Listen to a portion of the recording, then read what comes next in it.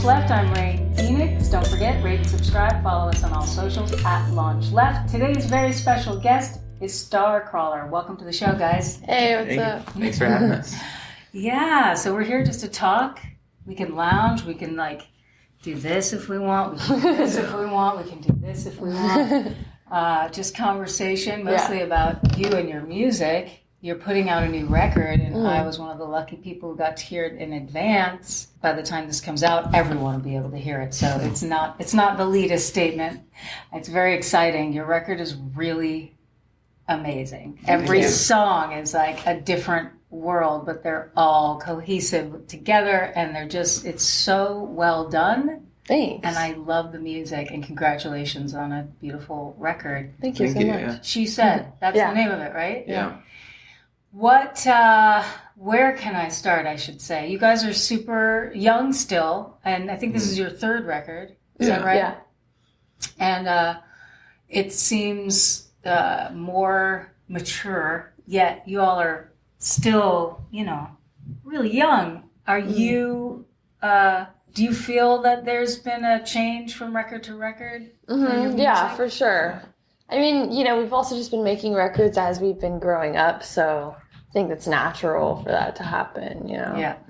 Like, we started when we were 16, or you were 15. The first record we made, we were in high school, so that was still what was on our mind. Yeah. So that's... Yeah. Yeah, and Henry, you play guitar and write music for it, and then bring it to air, or you guys collaborate and write together, all of it? Yeah, we write together. Yeah. Oh, very cool. But yeah. And your brother's in the band too, is that right? He is, yeah. We needed free labor, so he's better than me, so it worked out. That's so cool. How did you guys meet? Well, we went to the same school, and we didn't really know each other for a while. I would see him around campus.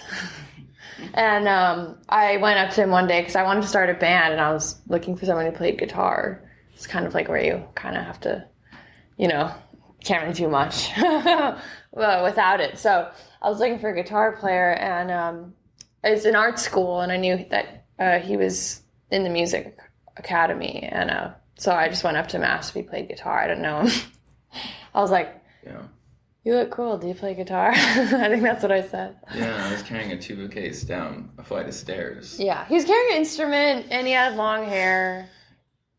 She made the assumption. Yeah. And then we got together and jammed, and then it kind of clicked because we were both into the same kind of bands. Yeah. And that wasn't really a thing. You'd think at an art school, like, everybody would be into, like, rock music. And sure, there were people that liked rock music, but there weren't really anybody that played it as well. Also, I knew people that liked it, but they didn't play music, so it's kind of has to be both. Yeah.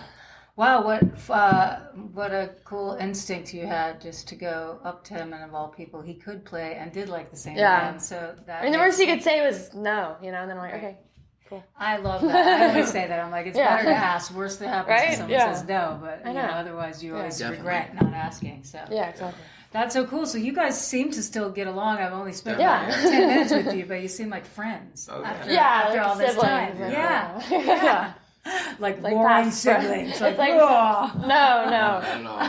It just feels past the point of friends, Or I guess we're like cousins. Right. Family. Yeah. Feels like we grew up together. Yeah. When you're in close quarters, same bed, same, everybody's tied together on an airplane or something, you get to know each other. Yeah, that's true. And you guys do actually spend a lot of time on airplanes and in vans and buses, right? You've been touring since we've had one bus so far, but only one bus. But once we rode on another person's bus for like a day, but that doesn't really count. I think the bus is coming though. It's very exciting. And it seems like you do a lot of that. Is that a good guess? Mm-hmm. Yeah. I mean, we're just now since the pandemic, we're just starting to kind of get back into it. But yeah, it's the best thing to do. I think it's the most fun thing that we get to do, and I just feel so lucky to get to play and people actually come. It feels like we're fooling people, right? Wow, these people are actually paying to come see us, like in a city that we've never been to before.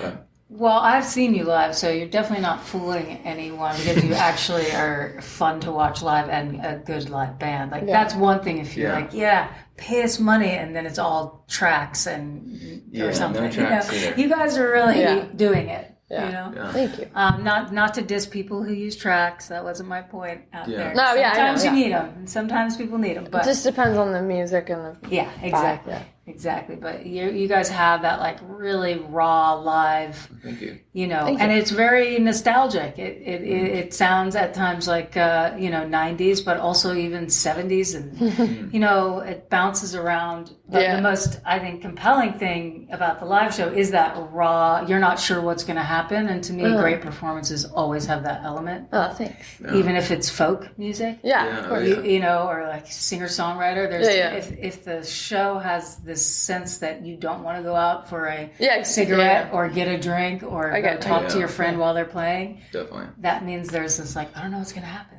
Oh, thanks. I love that vibe. So this is your third album. You worked with a new producer on it. Is that right? Yeah. And what was that? And you did it at Sunset Sound. Yeah. So you did it like that's like pretty. Not a lot of artists get to do that. Yeah, you did it was exciting.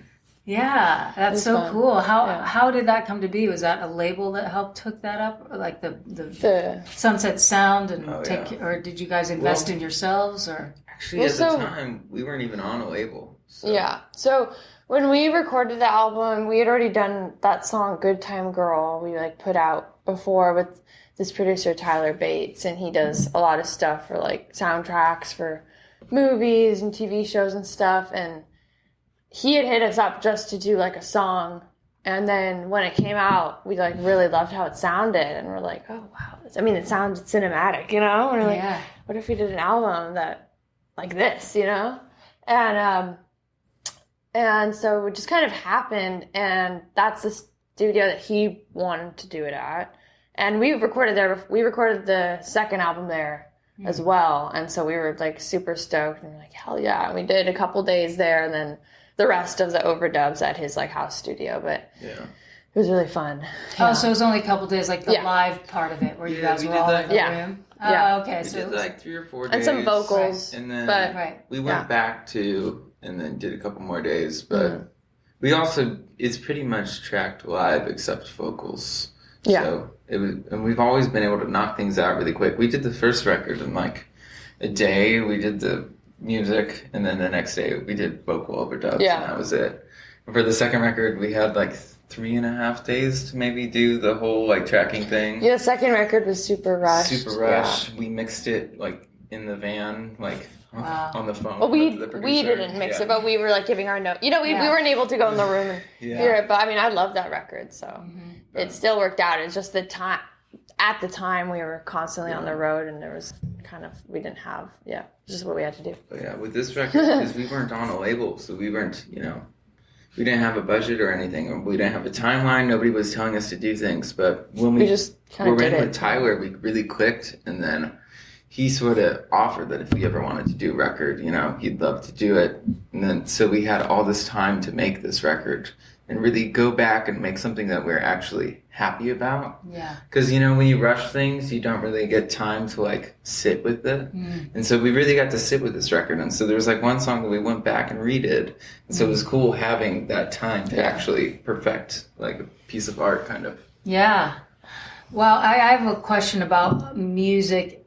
First of all, I'd love to know, like, if you have 1 or 2 records that you both that share the same enthusiasm for that kind of bonded you initially, because you said you like the same music or the same artist, or maybe it's just an artist that is like, this is kind of like why I wanted to get into rock music. Do you have, or is there I can't think of like a specific album, but I remember when we were texting, like that first day we were talking about X, and because he was kind of like, oh, have you heard of like X and the Cramps? And I was like, yeah, duh. I was like, hell yeah. And then, you know what I mean?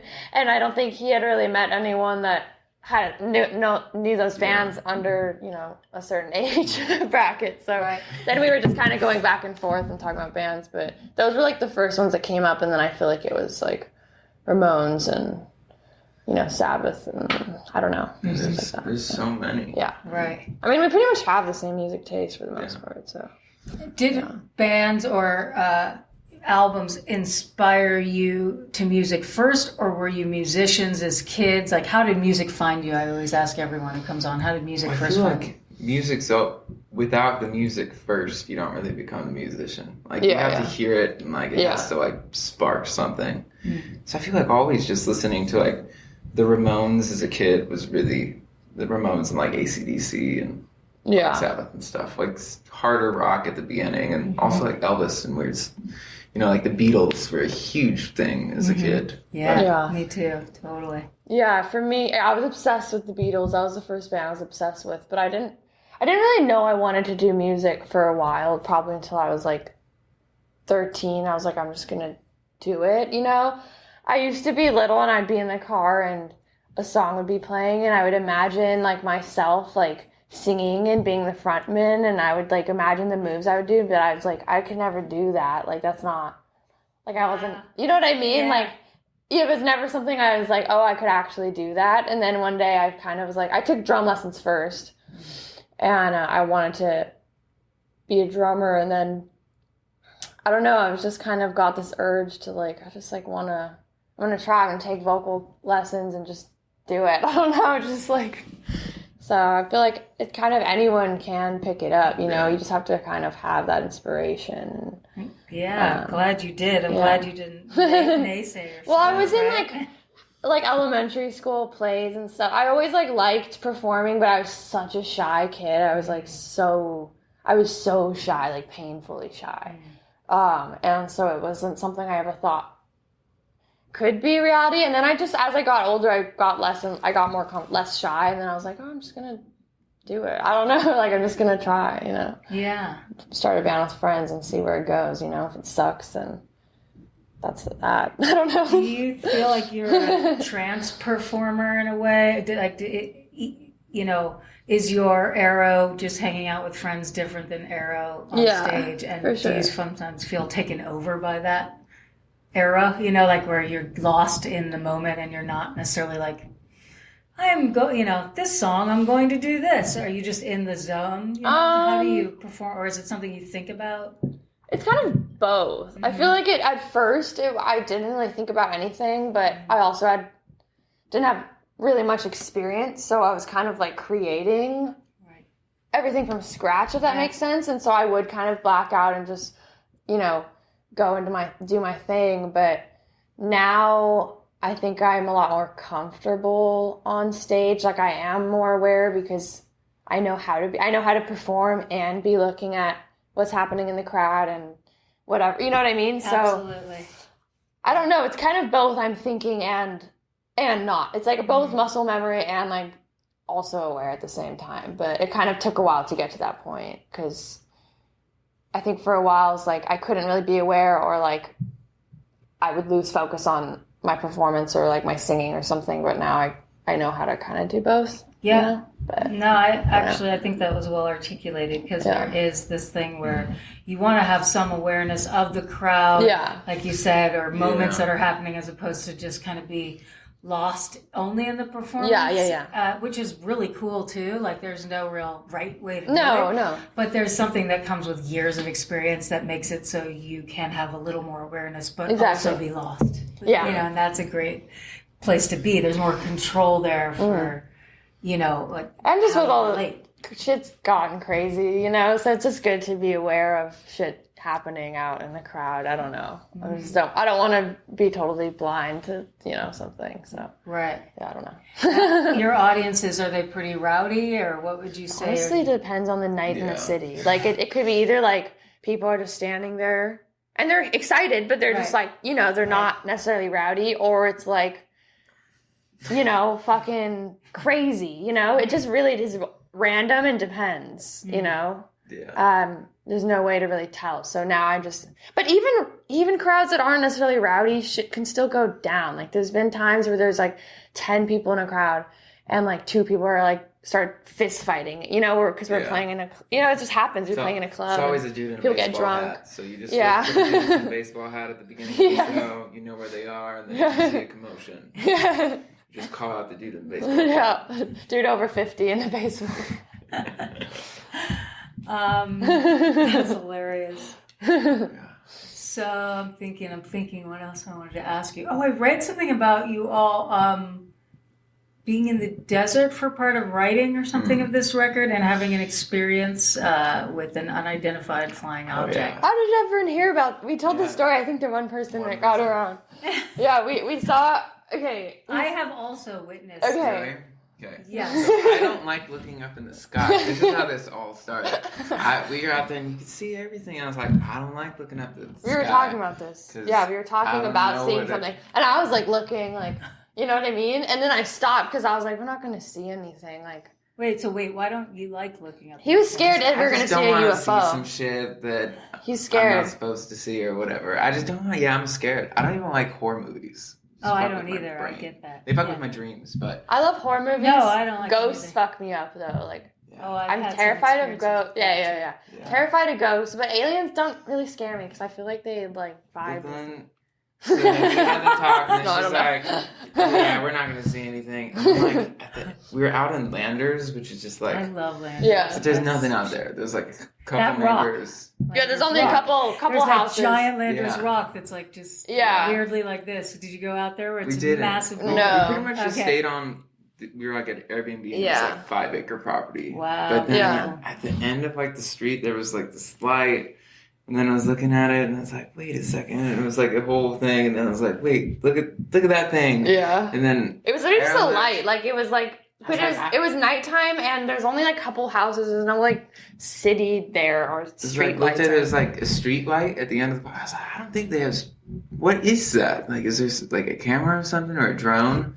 And Yeah. then as soon as all three of us were looking at it, there were like three, and then they like They like did some they went up the crazy motion. sky and like did this crazy motion, like kind of like moved all crazy like and this crazy disappeared. zigzag, and then, But it didn't look like a ship. It wasn't like didn't look It's like like Yeah. a ball, right? Like an orb. well, it was like a couple like lights. Like Yeah. okay, this is what I used to describe it, and it sounds like bullshit, but it looks like this twinkly emoji. That's what it looked like. Like it looked like freaking Tinkerbell in the freaking sky. Like it didn't look like a ship Yeah. because I've had another experience where it looked more like some sort of drone or Craft ship or or something. Yeah. That moved really fast, but it literally was just like these lights, and it was really pretty. But yeah, they moved like all crazy in the sky, and there's like three of us saw it, so it's not like it was like so we weren't like fast, tripping and then or like anything like that, you know? So I don't know, it was it weird. just gone over the hills. Whatever it was unidentified. What was that? So.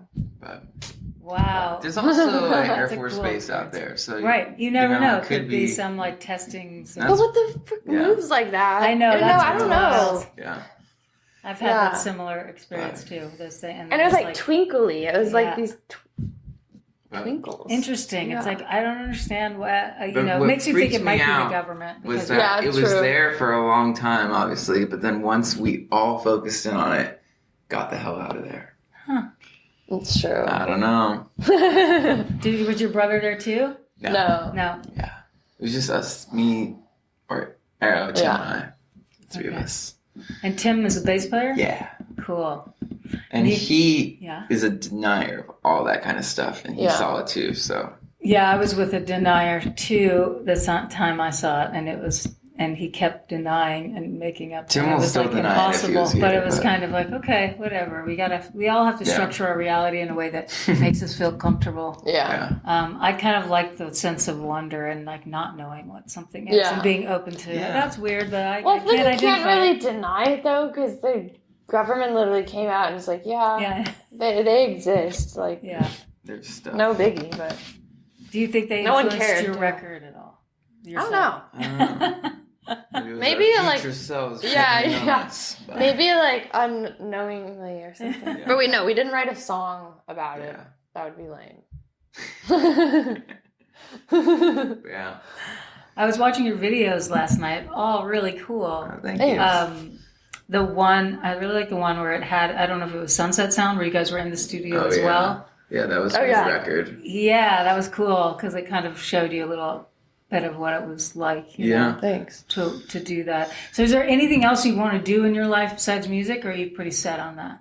I'm right now? Do you feel excited? just Not be really. cool. I mean, there's like little, like I want to Yeah. go to like Fiji or like, I don't know. Yeah. Travel, beautiful Yeah. places. Do Okay. something. Totally. But no, like career-wise. Be able to keep, Yeah. keep performing. Yeah. Not like have our bones rot out. Yeah. Yeah, What that's is true. like your idea of success for your band that would make you feel happy that you'd reach something? You know, like is there something where you're like, we just want to. I don't know, because I don't want to jinx it. Yeah. You know what I mean? Yeah. But I don't know. Just want people to listen. Yeah. Yeah. That's pretty much it. I think that's People about that it. Like, would it be actually fair to enjoy it. say that you Yeah. want like a lot of people to know about your Yeah. music and hear it, Definitely. Yeah. and that you could don't have to identify with toil, it. right? Yeah. To do it. And I think to create like our own sort of like world fan base and like, I don't know. I feel like we are, but you know, like Yeah. Insane Clown Posse or something. Like a fucking cult. Be cool. Everyone's in pink and I don't know. We Running recently makeup. made it pink.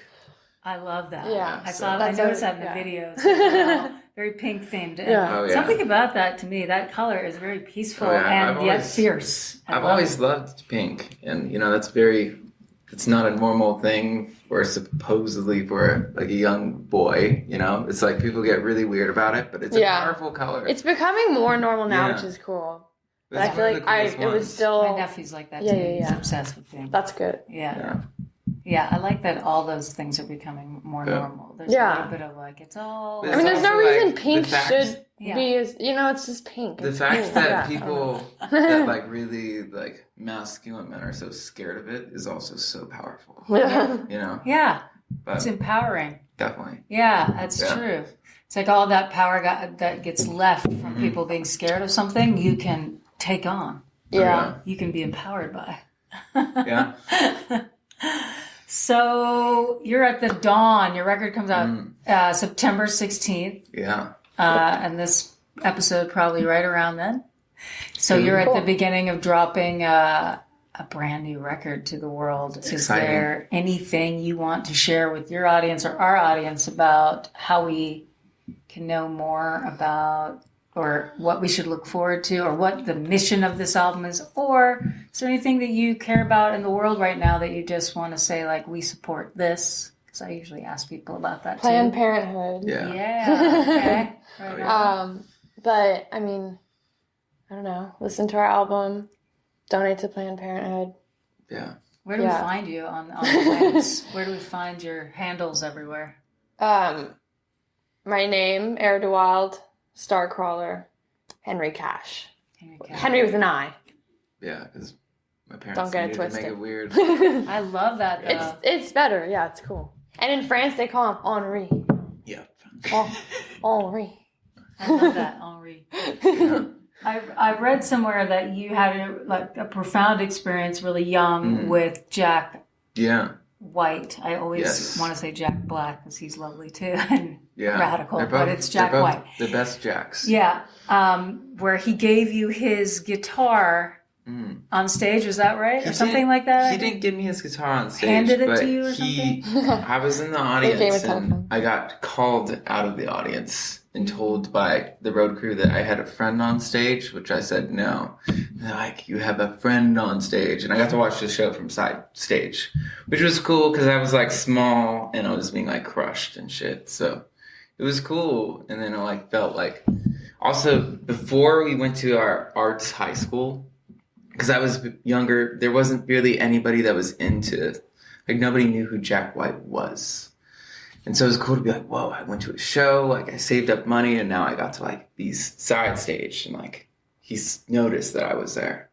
And so that's always made an impact on me.